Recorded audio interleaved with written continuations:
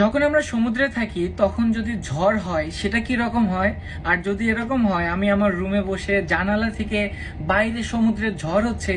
এই ভিউটা দেখি, তাহলে তখন সমুদ্রের অবস্থা কি রকম থাকে আর আমার অনুভূতিগুলো কি রকম হয় আজকে আমি আপনাদের এটাই দেখাবো। আপনি জাস্ট আমার জায়গায় নিজেকে দাঁড় করাবেন, ভাববেন যে আমি যা দেখছি আপনাদের যেটা দেখানোর চেষ্টা করছি সেটা আসলে আমি দেখাচ্ছি না, আপনারা নিজে থেকেই সামন থেকে ফিল করছেন। তো চলুন আর কথা বাড়াচ্ছি না, আমার রুমের জানালা থেকে এখন সমুদ্রের অবস্থাটা কি রকম আমি এখন আপনাদের এটাই দেখাবো।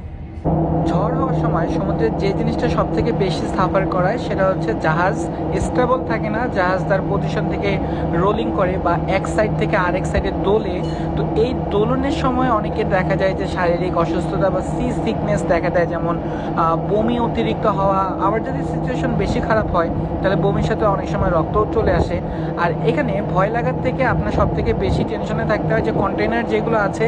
এগুলোকে ভালো